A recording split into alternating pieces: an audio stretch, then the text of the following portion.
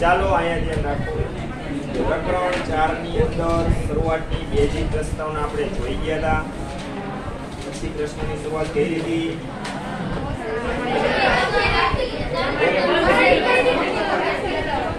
સરસ, ચાલો જુઓ.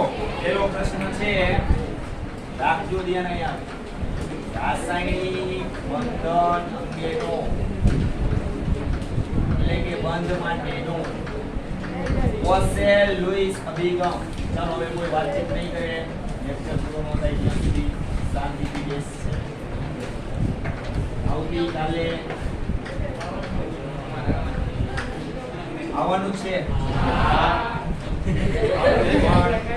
ચેપ્ટર 14 જે છે પર્યાવરણીય રસાયણ વિજ્ઞાન, એનો લીખો સાથે રાખજો અથવા ટેક્સ્ટ એની પાસે લીખો. એમાં જે કાંઈ પણ તમને ક્વેરી હોય, ડાઉટ હોય, બરાબર, એની ચર્ચા કરીશું. એકાદો આનો પ્રશ્ન ભણીશું, બરાબર. આપણે 2 કે 3 વખતે આવી રીતના કરશું એટલે આમ તો એ રદ થઈ ગયું છે ચેપ્ટર, પણ ઘણી બધી જગ્યાએ પાછું ક્યાંક કામ લાગશે.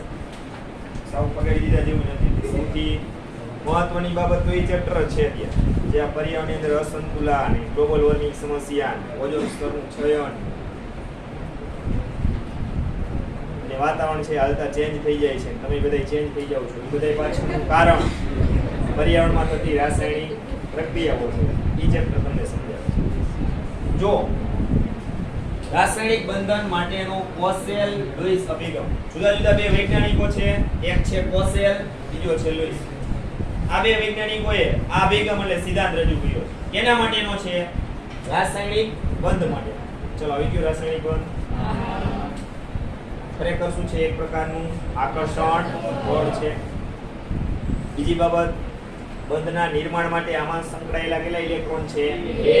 કારણ કે આપણે કીધું છે દરેક બંધ છે એ 2 ઇલેક્ટ્રોનની ભાગીદારીનું પરિણામ છે. પણ રાસાયણિક બંધ અંગેની સમજૂતી માટે કોસેલ અને લુઈસ પહેલા ઘણા બધા વૈજ્ઞાનિકો આવી ગયા. એ બધાએ રાસાયણિક બંધની સમજૂતી માટે ઘણા બધા પ્રયત્નો કર્યા, પણ બધાય નિષ્ફળ ગયા. કોસેલ અને લુઈસને જેમાં સફળતા પ્રાપ્ત થઈ, એનું મુખ્ય કારણ રાસાયણિક બંધ અંગેની સમજૂતી આપવા માટે કોસેલ અને લુઈસ એ સૌપ્રથમ બે વૈજ્ઞાનિકો હતા કે જેને રાસાયણિક બંધની સમજૂતી આપવા માટે ઇલેક્ટ્રોનનો ઉપયોગ કર્યો. ઇલેક્ટ્રોનનો ઉપયોગ કરી અને રાસાયણિક બંધની સમજૂતી એને તર્કબદ્ધ રીતે આપી. કોને? કોસેલ અને લુઈસ. એટલે એમાં સફળ ગયા. આપણને ખબર જ છે, બરાબર, રાસાયણિક બંધ આવે તરત એમાં ઇલેક્ટ્રોન આપણે દેખાય. દેખાતા નથી પણ દેખાય છે સમજવા માટે. બાકી અઘરું છે, આપણે ખબર છે. પરમાણુ કે અણુને નરી આંખે જોઈ શકતા નથી, તો પછી એમાં જે ઇલેક્ટ્રોન જે છે, બરાબર, એનો અભ્યાસ કરવો અને એની ગોઠવણી બહુ અઘરી વસ્તુ. કાલ્પનિક મુદ્દો થઈ ગયો. ચલો એક બાબત ક્લિયર. કોસેલ અને લુઈસ છે એ એમાં સફળ ગયા. એની પાછળનું કારણ શું છે? એને સૌપ્રથમ ઇલેક્ટ્રોનનો ઉપયોગ કરી અને રાસાયણિક બંધની સમજૂતી આપેલી છે. બીજી બાબત, જે તે પરમાણુની સંયોજકતા, સૌથી અગત્યની બાબત આ છે. જે તે પરમાણુની સંયોજકતા વિશેની સમજૂતી કોસેલ અને લુઈસે આપેલી છે. પણ આ પરમાણુની સંયોજકતા વિશેની સમજૂતી કોસેલ અને લુઈસે ઉમદા વાયુ અથવા આપણે એને નિષ્ક્રિય વાયુ કહી છે, બરાબર, એના ઉપરથી એને રજૂ કરેલી છે. ભાઈ જો આપણે જાણી છે ખરેખર કોઈ પણ પરમાણુની ઇલેક્ટ્રોન રચના આપણે લખી છે, પછી આપણે એની ટૂંકાવાની રીતે ભણી ગયા છીએ. એ ઇલેક્ટ્રોન રચના ટૂંકાવવા માટે આપણે નિષ્ક્રિય કોર અથવા નિષ્ક્રિય વાયુનો ઉપયોગ કરીએ છીએ. નિષ્ક્રિય વાયુ સુધીના જે ઇલેક્ટ્રોન બધા છે એ આંતરિક કોષના કહેવાય. કયા કહેવાય? આંતરિક કોષના. હવે નિષ્ક્રિય વાયુ પછી જેટલી કક્ષકો આવે અને એમાં જેટલા ઇલેક્ટ્રોન આવે એ સંયોજકતા ઇલેક્ટ્રોન કહેવાય. બાહ્ય કોષના ઇલેક્ટ્રોન છે નહીં, એ સંયોજકતા ઇલેક્ટ્રોન કહેવાય. તો કોસેલ અને લુઈસે આ જે નિષ્ક્રિય વાયુઓ છે એ રાસાયણિક રીતે નિષ્ક્રિય છે, બરાબર. શા માટે એ આપણે ખબર છે? કારણ કે એ પૂર્ણ ભરાયેલી કક્ષકો સ્વરૂપે છે. આંતરિક કોષના ઇલેક્ટ્રોન છે એ કેવા કહેવાય? ખરેખર પૂર્ણ ભરાયેલી કક્ષકો સ્વરૂપે છે. એની સ્થિરતા કેવી હોય? પૂર્ણ ભરાયેલી કક્ષકોની વધારે હોય. સમજ પડી? તો હવે એની પછી જે કક્ષકોમાં ઇલેક્ટ્રોન આવે છે એને એના સંયોજકતા ઇલેક્ટ્રોન કહેવાય. આવી રીતના કોસેલ અને લુઈસે જે તે પરમાણુ છે એની સંયોજકતાઓ ઉમદા વાયુ પરથી નક્કી કરેલી છે. એનો ઉપયોગ કરીને આવી રીતે નક્કી કર્યું છે. જેમ કે તમે નાઇટ્રોજન લ્યો તો પરમાણુ ક્રમાંક 7, ઇલેક્ટ્રોન રચના 2 5, 2 નિષ્ક્રિય વાયુ હિલિયમ, બીજા કેટલા આવે 5, 5 ઇલેક્ટ્રોન ને શું કહે છે ના સંયોજકતા ઇલેક્ટ્રોન કહીએ છીએ. બરાબર. નિયોન લ્યો પરમાણુ ક્રમાંક 10, 2 8, 2 8, 8 એટલે અષ્ટક બની ગયું. બરાબર. આપણે અષ્ટકનો નિયમ જોવાના છે. તો એ 8 8 ઇલેક્ટ્રોન છે અષ્ટકના નિયમ પ્રમાણે છે, એટલે કે નિષ્ક્રિય વાયુઓ છે એ દરેક વાયુઓની બાહ્ય કોષની ઇલેક્ટ્રોન રચના તમે જો આવી જશે NH2np6 મુજબ. તો અષ્ટકના નિયમ પ્રમાણે દરેક પરમાણુ છે એ પોતાની આસપાસ 8 ઇલેક્ટ્રોન થાય એવો પ્રયત્ન કરે. 8 ઇલેક્ટ્રોન થઈ ગયા 2 ને 6 8. પોતાની આસપાસ 8 ઇલેક્ટ્રોન થાય એટલે દરેક પરમાણુ ઉમદા વાયુ જેવી ઇલેક્ટ્રોન રચના પ્રાપ્ત કરી અને સ્થિરતા પ્રાપ્ત કરવાનો પ્રયત્ન કરે છે. ખરેખર હવે રાસાયણિક પ્રક્રિયા થાય ત્યારે આપણે એમ કહેતા હોય કે પ્રક્રિયકો ભાગ લઈએ. તો આ પ્રક્રિયકો ખરેખર શું છે? એક પ્રકારના અણુઓ છે ને હવે એ અણુમાં રહેલો મધ્યસ્થી પરમાણુ, બીજો પ્રક્રિયક એ અણુ એમાં રહેલો મધ્યસ્થી પરમાણુ. ખરેખર શું થઈ ગયું? હવે બે પરમાણુ વચ્ચેની આંતર ક્રિયા છે. રાસાયણિક પ્રક્રિયાનો અભ્યાસ એટલે ખરેખર શું છે? બે પરમાણુ વચ્ચેની આંતર ક્રિયાનો અભ્યાસ. તો આ જે બે પરમાણુ છે એ શું કરે છે? રાસાયણિક પ્રક્રિયા થાય જ્યારે ઇલેક્ટ્રોનની આપ-લે કરે છે અથવા ઇલેક્ટ્રોનની ભાગીદારી કરે છે અથવા કોઈ એક પરમાણુ પરથી ઇલેક્ટ્રોનનું સ્થાનાંતર થાય છે બીજા પરમાણુ પર. ત્રણ વસ્તુ બીજી ત્રણેયનો મીનિંગ એક જ છે. ફરીથી કહીએ, રાસાયણિક બંધ જે બને છે એમાં ખરેખર શું છે? બે પરમાણુ વચ્ચે ઇલેક્ટ્રોનની ભાગીદારી થઈ છે એમ કહી શકાય. અથવા આપણે શું કીધું? બે પરમાણુ વચ્ચે ઇલેક્ટ્રોનની આપ-લે થઈ છે અથવા કોઈ એક પરમાણુ પરથી ઇલેક્ટ્રોનનું બીજા પરમાણુ પર સ્થાનાંતર થાય છે. આ વસ્તુ છે. અને આ વસ્તુ થાય એટલે ઓલરેડી દરેક પરમાણુ છે એ પોતાની આસપાસ 8 ઇલેક્ટ્રોન ગોઠવી નાખે છે. રાસાયણિક પ્રક્રિયા થાય એટલે બે પરમાણુ વચ્ચે આંતરક્રિયા થઈ ત્યારે બે પરમાણુ પોતાની આસપાસ આ રીતે અષ્ટક બનાવી નાખે છે. ઉમદા વાયુ જેવી ઇલેક્ટ્રોન રચના પ્રાપ્ત કરી અને સ્થિરતા પ્રાપ્ત કરવાનો પ્રયત્ન. દરેક રાસાયણિક પ્રક્રિયાઓ મોટા ભાગે આ જ રીતે આગળ છે. સમજૂતી આપનાર કોણ છે? કોસેલ અને લુઈસ. બીજી બાબત કે કોસેલ અને લુઈસે દરેક પરમાણુ છે એને ધનવાર કર્નેલ તરીકે ઓળખાવ્યા. જો શેના તરીકે? ધનવાર પરમાણુને ધનવાર કર્નેલ તરીકે ઓળખાવ્યા. આ ધનવાર કર્નેલ એટલે તમારે ટૂંકમાં યાદ રાખવાનું કેન્દ્ર પ્લસ અંદરના ઇલેક્ટ્રોન આટલા ભાગને સંયુક્ત રીતે ધનવાર કર્નેલ કહેવામાં આવે છે. પરમાણુની ધનવાર કર્નેલ એટલે કેન્દ્ર અને અંદરના ઇલેક્ટ્રોન, અંદરના એટલે આંતરિક કોષના ઇલેક્ટ્રોન. આ બેયને સંયુક્ત રીતે કોસેલ અને લુઈસે શું નામ આપ્યું? ધનવાર. તો આમાંથી કયો ભાગ પરમાણુનો બહારનો નીકળી ગયો? બહારનો ભાગ નીકળી ગયો ને બાહ્ય કોષવાળો ભાગ. બાહ્ય કોષના ઇલેક્ટ્રોનને રદ કરી નાખો પરમાણુમાંથી તો જે ભાગ વધે એને ધનવાર કર્નેલ કહેવાય. આ ટૂંકું અને ઢ. બાહ્ય કોષના ઇલેક્ટ્રોનને બહાર કાઢી નાખો, બાકીનો જે ભાગ વધ્યો એને શું કહેવાય? ધનવાર. સાથે સાથે એને એ પણ કીધું કે દરેક પરમાણુ છે એનો જે બાહ્ય કોષ છે એમાં વધુમાં વધુ 8 ઇલેક્ટ્રોન જ ગોઠવાઈ શકે, 8 થી વધુ ગોઠવાય નહીં. દરેક પરમાણુના બાહ્ય કોષમાં વધુમાં વધુ કેટલા ઇલેક્ટ્રોન ગોઠવાઈ શકે? 8. 8 થી વધારે ગોઠવાઈ શકે. બીજું કે 8 8 ઇલેક્ટ્રોન છે બાહ્ય કોષના, એની ગોઠવણી તમે વિચારો તો એ કેવી રીતના ગોઠવાયેલા હોય? ત્રિપરિમાણીય રીતે છે. કેવી રીતના છે? ત્રિપરિમાણીય રીતે છે. તો તમે કોઈ એક સમઘન વિચારો. દાખલા તરીકે આ કોઈ એક સમઘન છે. સમઘનને કેટલા ખૂણા હોય? 8. આમાં 4 ખૂણા આવી ગયા. આની પર તમે બીજો એક સમઘન ગોઠવો.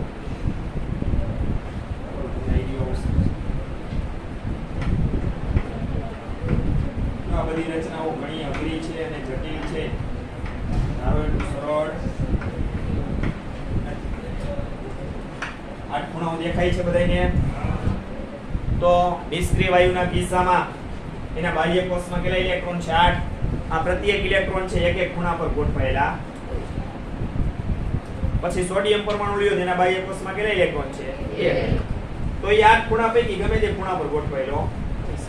હેલોજન પરમાણુ લ્યો તેના બાહ્ય કોષમાં કેટલા ઇલેક્ટ્રોન છે? 7. તો એ આ 8 ખૂણા પૈકી કોઈ પણ 7 ખૂણાઓ છે એની પર એની ઇલેક્ટ્રોન છે કે ગોઠવેલી છે.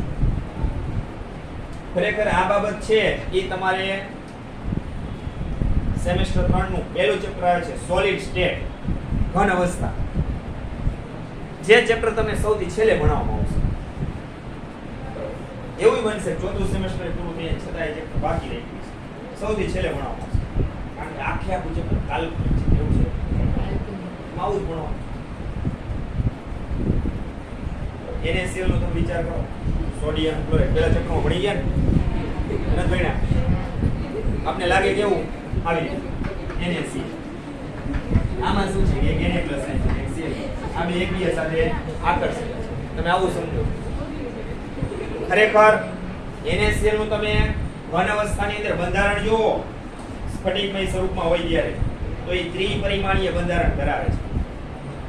પહેલા ચેપ્ટરમાં તમને એના સોડિયમ અને ક્લોરીનના પરમાણુ ઓલા ગોળાકાર કરી એની રચના આપી હતી ને, એ આવી સમઘન પ્રકારની ભૂલાઈ ગયું પહેલા ચેપ્ટરમાં જોઈ લીધું. ત્યારે એમાં એવું તમે સમજાવેલું હતું કે પ્રત્યેક એક Na+ આયન છે એની આજુબાજુ Cl- આયન કેટલા ગોઠવેલા હોય? 6. દરેક Cl- આયન છે એની આજુબાજુ Na+ આયન કેટલા ગોઠવેલા હોય?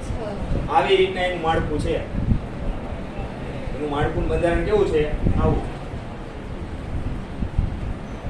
તો એમાં તમે આણવીય દળવાળી રીત ભણ્યા હતા. પછી સૂત્ર દળ આવતું, યાદ છે ને? સૂત્ર દળ કેને લાગુ પડે? પેલા રીત તો આણવીય દળ ગણો છો એવી જ રીતના છે, અણુભાર જેવી રીતના તમે ગણો છો એવી જ રીતના સૂત્ર દળ કે સૂત્રભાર ગણવામાં આવે. પેલા તો સૂત્રભારની ગણતરી કેવા સંયોજનને લાગુ પડે? આવા જે આયનીય સંયોજનો છે ને એનો અભ્યાસ લાગુ પડે છે. આયનીય સંયોજનોના કિસ્સામાં તમારે એના બંધારણ આવી રીતના વિચારવા પડે. એના બંધારણ આવી રીતના વિચારવા પડે. જેમ NaCl નું આખું સ્ફટિકનું બંધારણ છે, એ બધા આવા જે સંયોજનો છે, બરાબર, એનો તમે સ્ફટિકમય સ્વરૂપ એટલે ઘન અવસ્થા આવી ગઈ ને, તો એનો અભ્યાસ તમે સોલિડ સ્ટેટમાં કરશો આગળ. અત્યારે અહીં ખાલી આટલા મુદ્દાનો ઉલ્લેખ કર્યો છે, મેં તમને અહીં એટલું સમજાવ્યું. ચલો, એક બાબત ક્લિયર. હવે આપણને ખબર છે દરેક પરમાણુ છે એકબીજા સાથે ઇલેક્ટ્રોનની ભાગીદારી કરે છે, તે રાસાયણિક બંધથી જોડાય છે, જે આકર્ષણ પરથી જોડાય છે ત્યારે પોતાની આસપાસ અષ્ટક બનાવે છે, એટલે કે 8 ઇલેક્ટ્રોન ગોઠવે છે, ઉમદા વાયુ જેવી ઇલેક્ટ્રોન રચના પ્રાપ્ત કરે છે અને સ્થિરતા ધારણ કરે છે. જેમ કે H2 અણુ લ્યો. ચલો, આ H2 અણુમાં શું હોય? બે હાઇડ્રોજન પરમાણુ એકબીજા સાથે રાસાયણિક બંધથી જોડાય છે. ચલો, એક બંધ છે તો એમાં કેટલા ઇલેક્ટ્રોન હોય ભાગીદારીમાં? 2 ઇલેક્ટ્રોન યુગ્મ. 1 દ્વિબંધ હોય તો ઇલેક્ટ્રોન 4 યુગ્મ. 3 બંધ હોય તો ઇલેક્ટ્રોનની સંખ્યા 6 ઇલેક્ટ્રોન યુગ્મ. રેડી? ચલો, આમાં 2 ઇલેક્ટ્રોન છે તો 2 હાઇડ્રોજન પરમાણુ છે, એના અષ્ટક પૂરા થાય છે. 8 ઇલેક્ટ્રોન ક્યાં થાય? જો આપવા જેવું છે. નિષ્ક્રિય વાયુ તમે કોઈ પણ લ્યો, હિલિયમ ને બાદ કરો, છતાંય એમાં NH2 આવે, બાહ્ય કોષની ઇલેક્ટ્રોન રચના. એમાં NH2 NP6 આવે નહીં. સમૂહ 18 ના કોઈ પણ તત્વો લ્યો, હિલિયમ ને છોડતા બાદ કરતા અપવાદ છે, છતાંય અષ્ટક એનું પૂર્ણ થયું છે એમ ગણવામાં આવે. NH2 છે છતાંય. બાકી નિયોન, આર્ગોન, ટ્રિટોન, ઝેનોન, રેડોન લેશો, NH2 NP6 બાહ્ય કોષની ઇલેક્ટ્રોન રચના જ આવશે.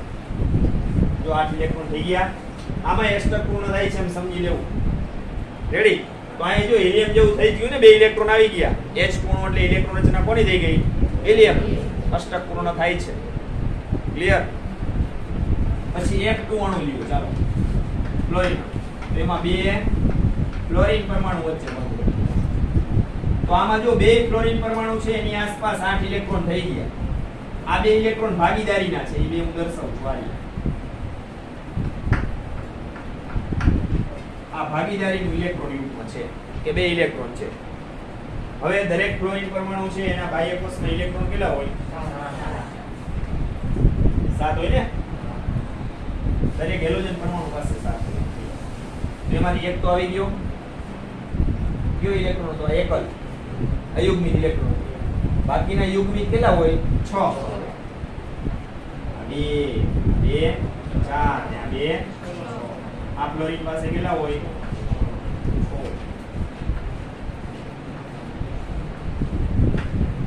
જો આ પેલા ક્લોરીન પરમાણુની આસપાસ 8 ઇલેક્ટ્રોન થઈ ગયા.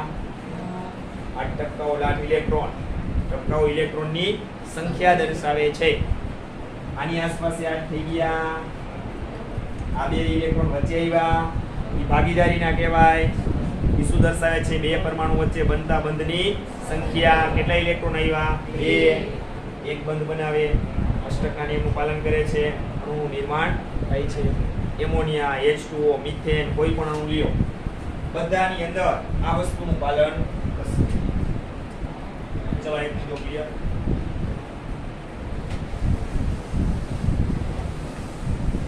હવે બીજી બાબત, પોસેલે પોતાની રીતે તાર્કિક અભિધારણાઓ રજૂ કરી છે. એ અભિધારણાઓ પણ એને આ રીતે જ્યારે અણુના નિર્માણ થાય છે એના માટે કરેલી છે. અણુના નિર્માણ થાય છે એના માટે કરી છે. પહેલા આપણે એના ઉદાહરણ જોઈ લઈએ અને પછી એની જે અભિધારણાઓ છે ને એ જોઈએ તો તમને સમજાઈ જશે. ચાલો જો પેલું ઉદાહરણ સોડિયમ ક્લોરાઇડ માં આપેલું NaCl. Sodium chloride. ચાલો આમાં કેટલા પરમાણુ છે? બે, એક સોડિયમ અને એક ક્લોરાઇડ. સોડિયમ પરમાણુ પાસે બાહ્ય કોષમાં ઇલેક્ટ્રોન કેટલા? આ એક ઇલેક્ટ્રોનની ગુમાવવાની વૃત્તિ ધરાવે છે. એની પર +1 એકમ વીજભાર આવે. ધન બનાવ્યો, કેટલા ઇલેક્ટ્રોન ગુમાવ્યા? 1. જો આની ઇલેક્ટ્રોન રચના લખો લે નિષ્ક્રિય વાયુ પરમાણુ ક્રમાંક 11 છે. કયો આવે? નિયોન. પછીનો બાહ્ય કોષ CS1. બરાબર ને? 10 ને 11 ઇલેક્ટ્રોન દઈ ગયા પરમાણુ ક્રમાંક જેટલા. બાહ્ય કોષમાં એક ઇલેક્ટ્રોન છે. આ એક ઇલેક્ટ્રોન સોડિયમ ગુમાવે છે એટલે 3s માંથી એક જાય એટલે ખાલી કક્ષક થઈ ગઈ એટલે કાઢી નાખ. બીજું શું? સોડિયમ પરમાણુ એક ઇલેક્ટ્રોન ગુમાવી સોડિયમ આયન Na+ આયનમાં રૂપાંતરિત થાય છે. ઉમદા વાયુ જેવી સ્થાયી ઇલેક્ટ્રોન રચના પ્રાપ્ત કરે છે અને પોતે સ્થિરતા ધારણ. બીજો પરમાણુ છે ક્લોરીન. તો ક્લોરીન પરમાણુ સમૂહ 17 માં આવે હેલોજનમાં. એક ઇલેક્ટ્રોન મેળવવાની વૃત્તિ ધરાવે છે. ચાલો એક ઇલેક્ટ્રોન મેળવે છે. એનું રૂપાંતર ઋણ આયન Cl- જેને ક્લોરાઇડ આયન કહેવાય. Cl- chloride. ચાલો આનો પરમાણુ ક્રમાંક 17. ઇલેક્ટ્રોન રચના ટૂંકવા કેનો ઉપયોગ કરશો? નિયોન. પછી 3s 2 3p 5. આ એક ઇલેક્ટ્રોન મેળવે છે કેમાં દાખલ થાય? 3p માં. તો એને પૂર્ણ ભરી જશે ને? તો શું થશે? Neon 3s2 3p 6. ચલો આ ઇલેક્ટ્રોન રચના થઈ ગઈ ક્લોરાઇડ આયનની. ખરેખર ઇલેક્ટ્રોન કેટલા થઈ ગયા? 18. 18 એટલે કોણ આવે? આર્ગોન. એટલે આ ઇલેક્ટ્રોન રચના ખરેખર કોની થઈ ગઈ? નિષ્ક્રિય વાયુ. તો જો અહીંયા ક્લોરીન પરમાણુ છે એક ઇલેક્ટ્રોન મેળવે. ઉમદા વાયુ આર્ગોન છે એના જેવી સ્થાયી ઇલેક્ટ્રોન રચના પ્રાપ્ત. આ કારણોસર પરમાણુઓ છે જ્યારે એકબીજા સાથે રાસાયણિક બંધથી જોડાય ત્યારે ખરેખર શું કરે છે? ઇલેક્ટ્રોનની આપ-લે કરે છે. એટલે કે કોઈ એક પરમાણુ પરથી ઇલેક્ટ્રોનનું સ્થાનાંતર બીજા પરમાણુ પર થાય છે. જો અહીંયા સોડિયમ પરમાણુ પરથી ઇલેક્ટ્રોનનું સ્થાનાંતર થાય છે ક્લોરીન પરમાણુ પર, એમ કહેવાય. સોડિયમ પરમાણુ ઇલેક્ટ્રોન ગુમાવ્યો ને એટલે સોડિયમ પરમાણુ પરથી ઇલેક્ટ્રોનનું સ્થાનાંતર થયું બીજા પરમાણુ પર ક્લોરીન પરમાણુ. એટલે ક્લોરીન ઇલેક્ટ્રોન મેળવ્યો. આજે એક ઇલેક્ટ્રોન ગુમાવ્યો એ જ એક ઇલેક્ટ્રોન ક્લોરીન મેળવે. કારણ કે સમગ્ર પ્રક્રિયા દરમિયાન ઇલેક્ટ્રોનનો ફેરફાર તો કેવો રહેવો જોઈએ? સરખો જ રહેવો જોઈએ ને. ચલો આ વસ્તુ ક્લિયર. હવે પ્રક્રિયા 1 દ્વારા મળતો ધન આયન કયો છે? સોડિયમ આયન. પ્રક્રિયા 2 દ્વારા મળતો ઋણ આયન કયો છે? Cl-. ચલો આ બે એનો પર વીજભાર પરસ્પર કેવા? વિરુદ્ધ.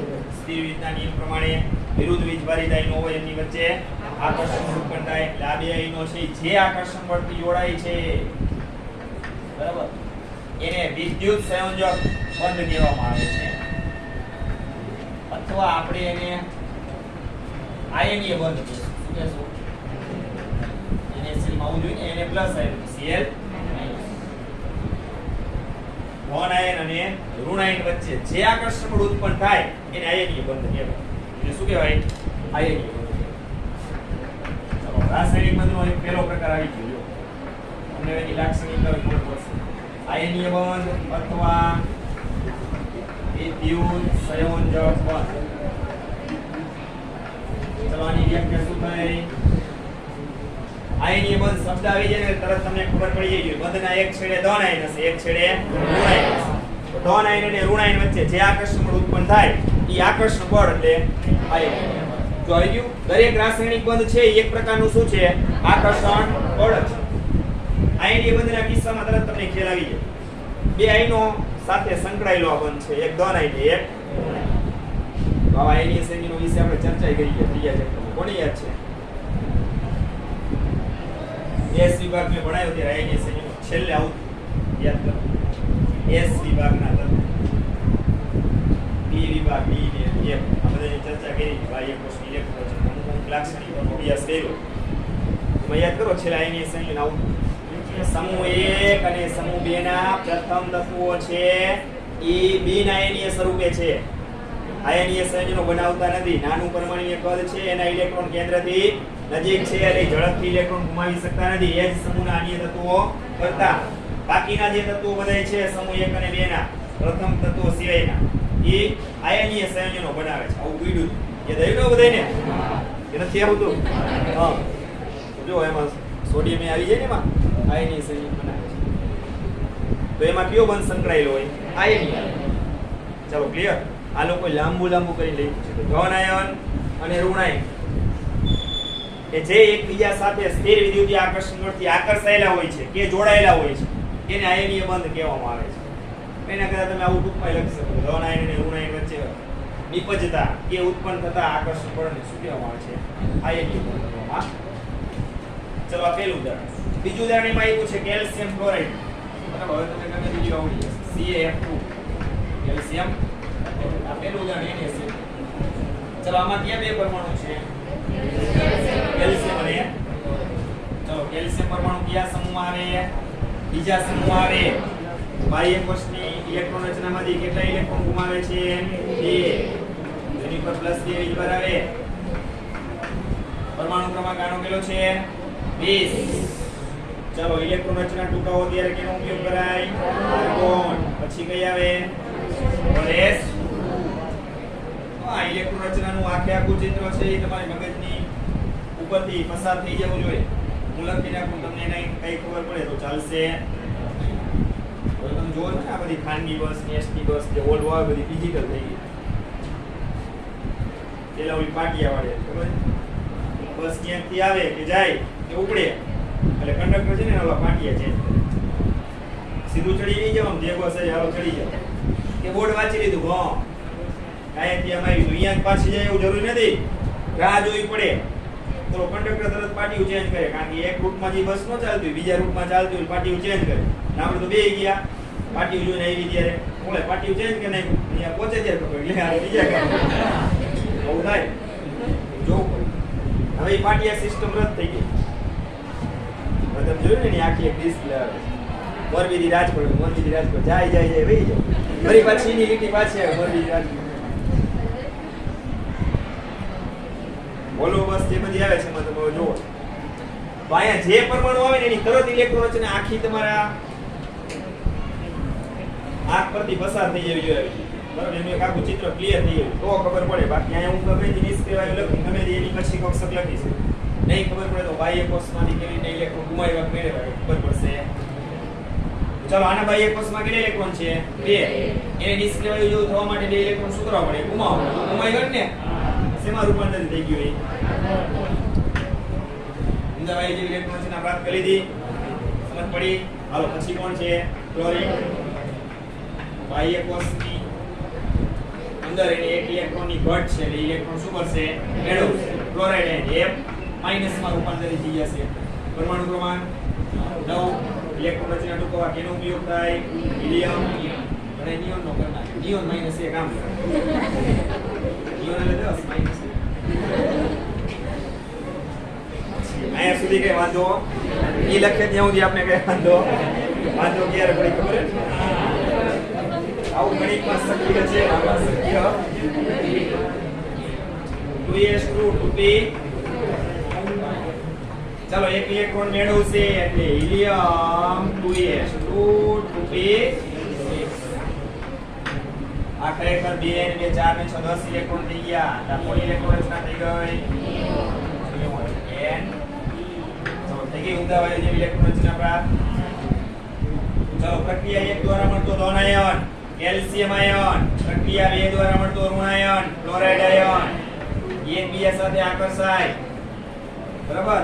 અહીં આપણે એના પરમાણુ પેલા લખશું 2 કારણ કે કેલ્શિયમના એક પરમાણુ સાથે ક્લોરીનના 2 પરમાણુ જોડાય. એ કેમ ખબર પડે? કારણ કે આની સંયોજકતા -1 છે, આનો એક પરમાણુ એક ઇલેક્ટ્રોન જ મેળવે. એટલે વળી બીજો પરમાણુ બીજો ઇલેક્ટ્રોન મેળવે. અહીંયા 2 મૂકી દો, 2 સમગ્ર પ્રક્રિયાનો ઇલેક્ટ્રોનનો ફેરફાર સરખો થઈ ગયો. અને જે 2 ગુમાવ્યા એ 2 ક્લોરીન પરમાણુ એક એક મેળવે. CaF અથવા Ca+ કાઉન્સમાં લખવું પડશે. એના પરમાણુ કેટલા આવે છે? આયનીય સંયોજન છે NaCl ની જેમ આવી. આ રીતે ને લખી શકીએ. ચલો ક્લિયર. તો આમાં ધન આયન અને ઋણ આયન એ બે જે આકર્ષણ બળથી એકબીજા સાથે જોડાય છે એ શું છે? આયનીય બળ. ચલો આટલું ક્લિયર. હવે એની અભિધારણાઓ જો કોસેલે રજૂ કરેલી 4 અભિધારણાઓ. પહેલી અભિધારણા જો આવર્ત કોષ્ટકમાં સૌથી ઊંચા વિદ્યુત ઋણ હેલોજન તત્વો છે. કોણ છે? જો વિદ્યુત ઋણ કીધા છે. શા માટે? ઇલેક્ટ્રોન મેળવે અને ઋણ આયન બનાવે. આ ક્લોરીન છે, આમાં ક્લોરીન છે અને એ ઝડપથી એક ઇલેક્ટ્રોન સ્વીકારે છે ને અને ઋણ આયન બનાવે છે એટલે એને વિદ્યુત ઋણ કીધા છે. આવર્ત કોષ્ટકમાં સૌથી ઊંચા વિદ્યુત ઋણ હેલોજન તત્વો અને સૌથી ઊંચા વિદ્યુત ધન આલ્કલી ધાતુ તત્વો. સૌથી ઊંચા વિદ્યુત ધન આલ્કલી ધાતુ તત્વો. જો એને વિદ્યુત ધન કીધા. શા માટે? જો આ આલ્કલી ધાતુ તત્વો શું કરે છે? ઇલેક્ટ્રોન ગુમાવે છે એટલે વિદ્યુતીય રીતે ધન વીજભાર પ્રાપ્ત કરે છે ને એટલે એને વિદ્યુતીય ધન કીધા છે. તો આ વિદ્યુતીય ઋણ હેલોજન તત્વો એટલે સમૂહ 17 ના તત્વો, વિદ્યુતીય ધન તત્વો એટલે સમૂહ 1 ના તત્વો જે ઉમદા વાયુઓથી એટલે કે સમૂહ 18 થી જુદા પડે છે. કહેવાનો મીનિંગ આનો એ થયો કે સમૂહ 1 અને સમૂહ 17 ના તત્વો છે એ સમૂહ 18 થી જુદા પડે છે. કારણ કે જો સમૂહ 18 ના તત્વો તો કેવા છે? ઉમદા વાયુ તત્વો ઇલેક્ટ્રોન ગુમાવતાય નથી, ઇલેક્ટ્રોન મેળવતાય નથી. જ્યારે સમૂહ 17 ના તત્વો તરત તમે કહો ઇલેક્ટ્રોન મેળવે. જેમ કે ફ્લોરિન છે, ક્લોરીન છે. સમૂહ 1 ના તત્વો તરત તમને ખબર પડી જાય કે ઇલેક્ટ્રોન ગુમાવે છે. સોડિયમ છે, કેલ્શિયમ છે. સમજાય છે? પણ હેલોજન તત્વો આ બે માંથી એકેયમાં નથી હોતા. ઇલેક્ટ્રોન ગુમાવતાય નથી, મેળવતાય નથી. એટલે આ લોકોએ કીધું કે સમૂહ 1 અને સમૂહ 17 ના તત્વો છે એ ઉમદા વાયુથી જુદા પડે છે અથવા એને જુદા પડે. દાદાવત કોષ્ટકમાં બધા જુદા જ રેખા છે. કરો અંડરલાઈન. આપણે એ અભિધારણા થઈ કે આવર્ત કોષ્ટકમાં સૌથી ઊંચા વિદ્યુત ઋણ હેલોજન અને સૌથી ઊંચી વિદ્યુતીય ધન આલ્કલી ધાતુઓ છે ઉમદા વાયુથી જુદી પડે છે. બીજી અભિધારણા જુઓ. હેલોજન પરમાણુ છે એમાંથી શું બને છે? ઋણ આયન. અને આલ્કલી ધાતુ પરમાણુ છે એમાંથી ધન આયન. અનુક્રમે ઇલેક્ટ્રોન મેળવીને અને ઇલેક્ટ્રોન ગુમાવીને બને છે. ભાઈ તમારી રીતે આવીમાં ફેરફાર કરો તો વાંધો નથી. પહેલા આનો ઉલ્લેખ કરો તો તમારે કહેવાનું કે અનુક્રમે ઇલેક્ટ્રોન ગુમાવીને અને ઇલેક્ટ્રોન મેળવીને. ચાલે, એમાં કઈ વાંધો. તમે શબ્દ પહેલા આગળ કયો લખ્યો? હેલોજન લખ્યો હોય તો ઇલેક્ટ્રોન મેળવે. આલ્કલી ધાતુ શબ્દ પહેલા લખ્યો હોય તો ઇલેક્ટ્રોન ગુમાવે. ચલો બીજી અભિધારણા ક્લિયર. ત્રીજી અભિધારણા કે આ રીતે પ્રાપ્ત થયેલ ધન આયન અને ઋણ આયન ઉમદા વાયુ જેવી સ્થાયી ઇલેક્ટ્રોન રચના પ્રાપ્ત કરે છે. તો એના બાહ્ય કોષમાં NH2NP6 જળવાઈ રહે છે એટલે કે પાલન થશે. કોણ એક બાકી છે અપવાદેમાં? કે જેમાં NH2NP6 છે એનું પાલન થતું છતાંય આપણે અષ્ટકોણીય જળવાય છે એમ સમજવાનું છે. એમાં આપણે હાઇડ્રોજન અણુનું તમને ઉદાહરણ સમજાવેલું. ચલો આ વસ્તુ ક્લિયર. અને છેલ્લી ચોથી અભિધારણા જો કે આ ધન આયન અને ઋણ આયન એકબીજા સાથે સ્થિર વિદ્યુતીય આકર્ષણ બળથી જોડાયેલા હોય છે. આ ધન આયન અને ઋણ આયન છે એકબીજા સાથે સ્થિર વિદ્યુતીય આકર્ષણ બળથી જોડાયેલા હોય છે. એ જે સ્થિર વિદ્યુતીય આકર્ષણ બળ છે બરાબર એને આપણે શું કહીએ છીએ? એ જે આકર્ષણ બળને શું કહીએ છીએ? આયનીય બંધ અથવા વિદ્યુત સંયોજક બંધ. ચાલો અહીંયા એક પ્રકારનું આકર્ષણ બળ છે બરાબર, એને આપણે શોધી કાઢ્યું, એને નામ આપી આયનીય.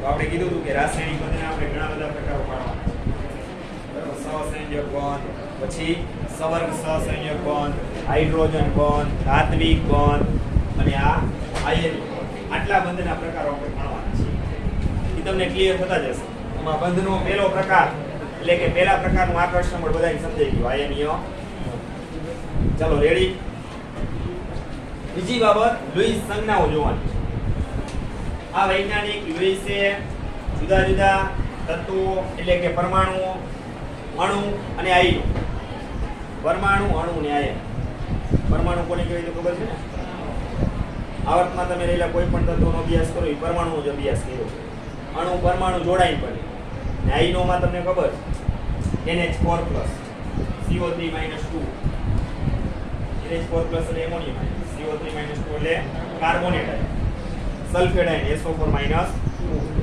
ક્રોમેટ આયન ડાઇક્રોમેટ આયન ઘણા બધા આવશે ફોસ્ફેટ આયન આ બધા તમે જેમ જેમ અભ્યાસ કરશો આ બધા આયનો ઈ બધાયની લુઈસ સંજ્ઞાઓ કેમ દર્શાવી એ વૈજ્ઞાનિક લુઈસે કીધેલું જેને આપણે એની શું કહેવાના છીએ લુઈસ સંજ્ઞાઓ કહેવાના તો આ લુઈસ સંજ્ઞાઓ દર્શાવવા માટે જે તે પરમાણુ છે એના સંયોજકતા ઇલેક્ટ્રોનનો ઉપયોગ કરવામાં આવે છે તેનો ઉપયોગ કરીએ છીએ સંયોજકતા ઇલેક્ટ્રોન સૌથી અગત્યની બાબત આ લુઈસ સંજ્ઞા આવે એટલે જે તે પરમાણુના સંયોજકતા ઇલેક્ટ્રોનની તમને ખબર હોવી જોઈએ આ સંયોજકતા ઇલેક્ટ્રોનનો ઉપયોગ કરી અને આપણે એમની લુઈસ સંજ્ઞાઓ રજૂ કરવાની છે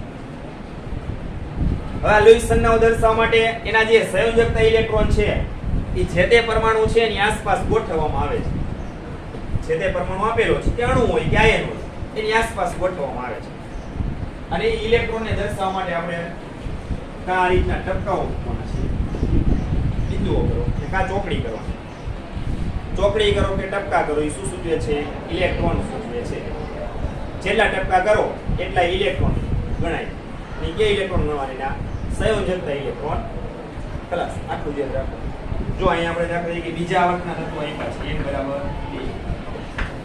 2 જો lithium beryllium boron carbon nitrogen oxygen chlorine અને નિયોન N3 ચાલો લિથિયમની ઇલેક્ટ્રોન રચના 2 બોલે તો હિલિયમ વૈધા કેટલા 1 બાહ્ય કોષમાં 1 તો એને સંયોજકતા ઇલેક્ટ્રોન 1 ને તો એનો એક ઇલેક્ટ્રોન એની અહીંયા મૂકો ગમે ત્યાં મૂકી શકાય એની ચોપાસ બાજુ છે ચાર બાજુ એમાંથી ગમે ત્યાં મૂકી શકો અહીંયા મૂકો તો વાંધો નથી પણ એક જ મૂકવાનું આ થઈ ગઈ લિથિયમની લુઈસ સંજ્ઞા એકદમ સરળ ચલો બેરિલિયમ 2 ચાર ને પરમાણુ ક્રમાંક બાહ્ય કોષમાં કેટલા ઇલેક્ટ્રોન 2 એની આસપાસ કેટલા ઇલેક્ટ્રોન મૂકવાના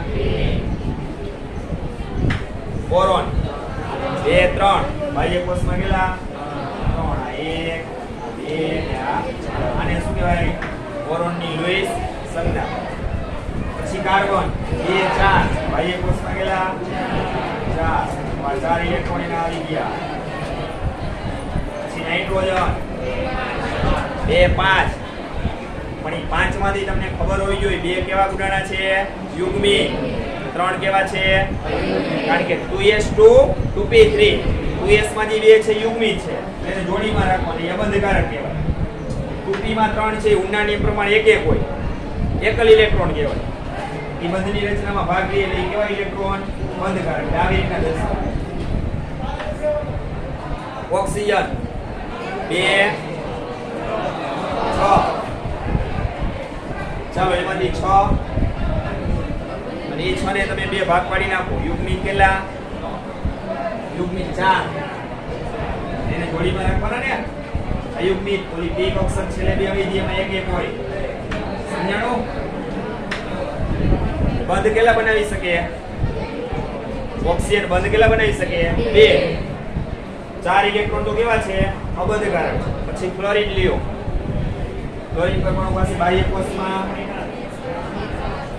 7 એમાંથી 6 કેવા એક ઇલેક્ટ્રોન યુગ્મિક અબંધકારક એક ઇલેક્ટ્રોન જ કેવો છે એકલ અયુગ્મિક એની સંયોજકતા કેટલી આવે 1 નિયોન લ્યો 2 8 એના તો 8 ઇલેક્ટ્રોન કેવા બાહ્ય કોષના હા જો એક ઇલેક્ટ્રોન એકલ આવ્યો, અંદરની રચનામાંથી ભાગ લઈએ એટલે તેને નિષ્ક્રિય ગણી છે. આપણે કેવું ગણી છે? ચલો આ થઈ ગઈ દરેક તત્વોની લુઈસ. આપણે આ તો તત્વો માટે દર્શાવી.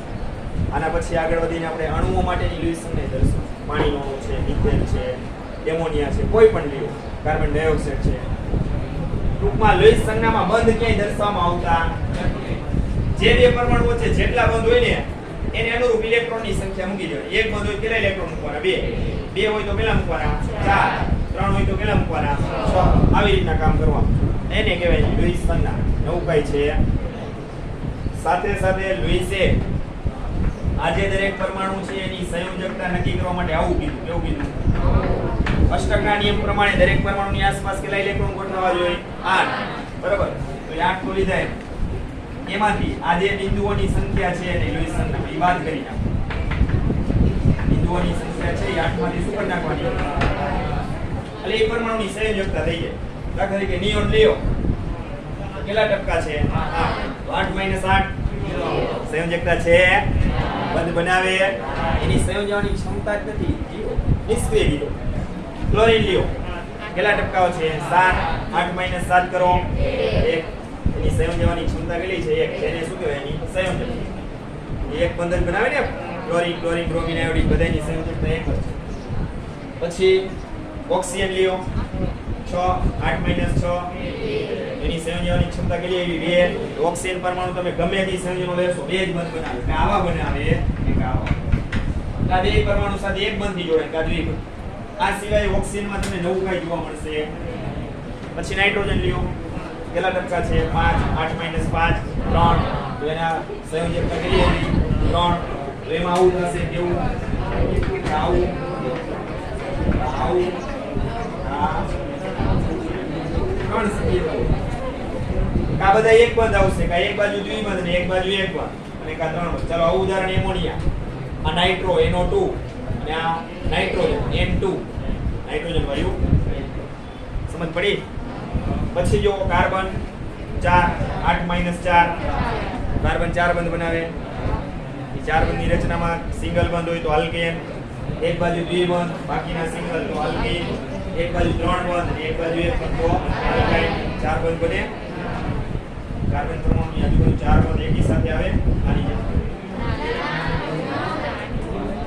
ક્લિયર? હવે અહીંયા હું આડી દીવાલ કરી.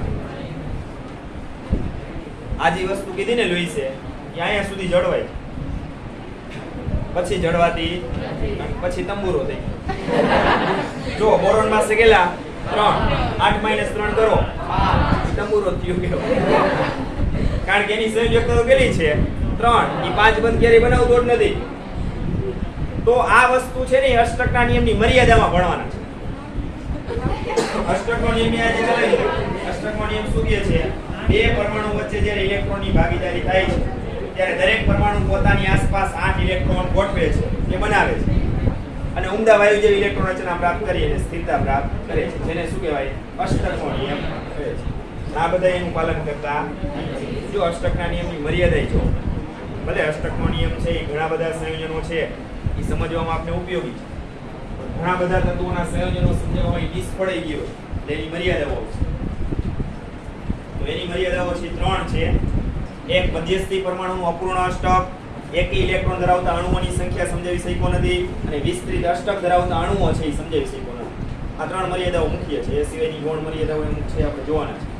તો એ 3 મર્યાદાઓ જોશું ને તો એમાં પહેલું જે છે મધ્યસ્થી પરમાણુનું અપૂર્ણ અષ્ટક, એના ઉદાહરણો છે ને એમાં 3 લઈ લેવાના. આવી જ જશે. બોરોનનું સંયોજન બેરિલિયમનું ને લીધું. બરાબર? એટલે આની વસ્તુનો ઉલ્લેખ પાછો આપણે ત્યારે કરવાનો. ચલો આટલું રેડી. આવતીકાલે